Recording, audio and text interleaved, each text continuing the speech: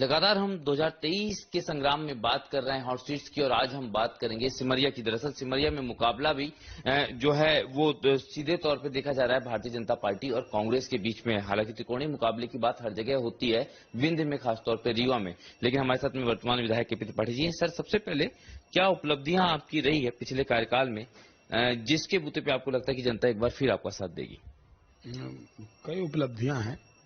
चाहे रीवा से गोदहा 10 मीटर चौड़ी सड़क जो लगभग 70-80% बन के तैयार हो गई है, चाहे वो सिमरिया माइक्रो इरिगेशन हो, उत्तरी बेल्ट और दक्षिणी पश्चिमी बेल्ट के लिए 12,000 हेक्टेयर 112 गांव की सिंचाई परियोजना का काम प्रारंभ कराना रहा हो, पूर्वा फॉल, बसामन मामा मंदिर, मध्य प्रदेश का सबसे बड़ा गौवंश वन विहार, सीएम राइस, हेल्थ सेक्टर्स पे मैंने जो बेल्ट बांट के 3-4 बेल्ट बांट के और चारों बेल्ट में हमने पीएचसी और सीएचसीज को काफी विधायक ने डीएमएफ से स्ट्रांग करने की कोशिश की थी, और उसमें हमारे राहट पीएचसी को रीवा और शहडोल संभाग में लगातार दिल्ली स्तर पर, देश स्तर पर नंबर 1 अवार्ड मिले हैं। तो इसी तरह से शिक्षा के क्षेत्र में, खेल के क्षेत्र में हमने स्टेडियम बनाए। कोरोना और कांग्रेस के बावजूद 2.5 साल का समय आप जानते हैं, इस बार जो था वो पूरा विधायकों को 5 साल नहीं मिला। उसके बाद भी 2.5 साल में हमने 1600 करोड़ से अधिक के कार्य किए। 500 करोड़ की नल जल योजनाएं, 1150 से ज्यादा ट्रांसफार्मर मंजूर कराए, 550 किलोमीटर से ज्यादा केबल हमारे क्षेत्र में मंजूर हुई है, खंबे, इनका सबका काम स्टार्ट है। और ये 400 करोड़ की सड़कें, 80 करोड़ के पुल पुलिया 8।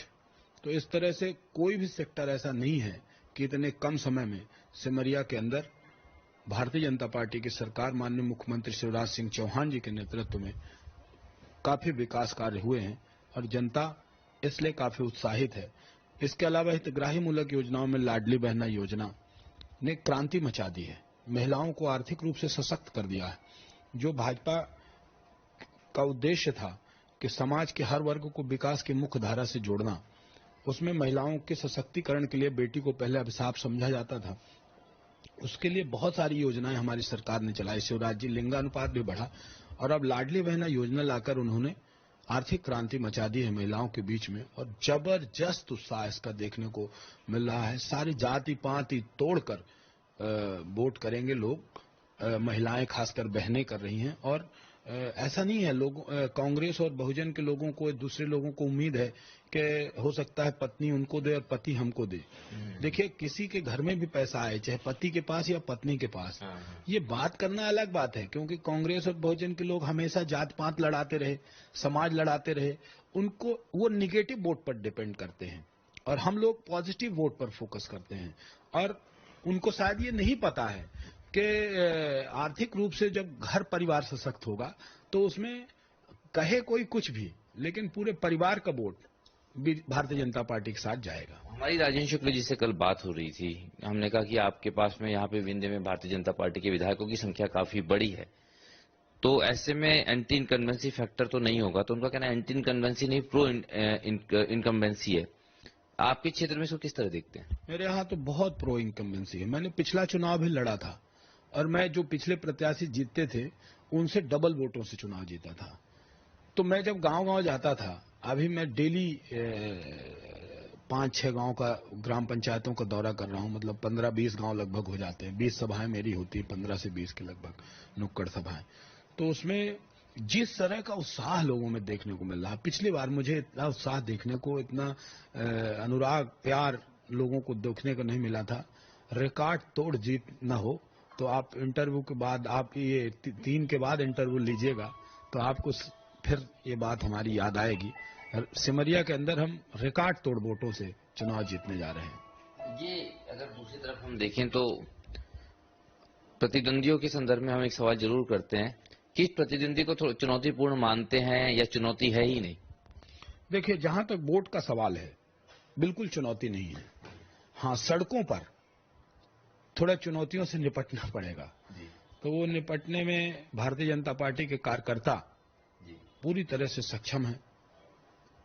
भारतीय जनता पार्टी के कार्यकर्ताओं की बदौलत सिमरिया 3 बार से वहां रिकॉर्ड वोटों से चुनाव जीतती आ रही है सिमरिया में भारतीय जनता पार्टी।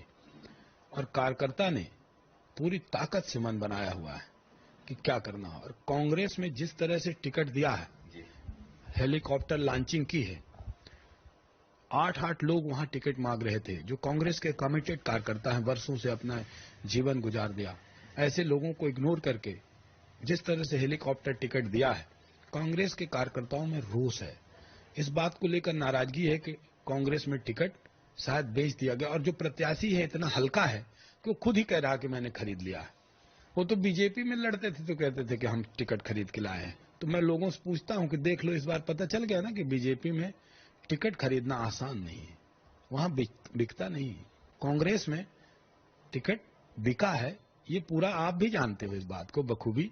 और इसको लेकर कांग्रेस के कार्यकर्ताओं में काफी रोष है और डेली 15-20 कार्यकर्ता आके सदस्यता ले रहे हैं भारतीय जनता पार्टी की। कांग्रेस पूरी तरह से बिखर चुकी है सिमरिया के अंदर गलत प्रत्याशी के चयन के कारण। और प्रत्याशी की छवि इतनी खराब है कि 5 बार तो दल बदल कर चुका है। तो सिमरिया के लोग पूछते हैं कि सिमरिया के लिए दल बदल किया है कि अपने लिए दल बदल किया है। एक ये सवाल खड़ा होता है। दूसरा, उनके अवैध धंधों को लेकर, शराब का व्यवसाय और बहुत सारी चीजें। तो इतनी छवि खराब है अगले आदमी की कि चुनाव में बिल्कुल मैं उस प्रतिद्वंदिता नहीं मानता हूं। मुझे लगता है कि बहुजन समाज पार्टी दूसरे नंबर पर रहेगी, कांग्रेस सिमरिया के अंदर तीसरे नंबर पर जाएगी। तो बहुत स्पष्ट रूप से जो है वर्तमान विधायक का कहना है कि पहली तो महत्वपूर्ण बात है कि एंटी इनकम्बेंसी नहीं है।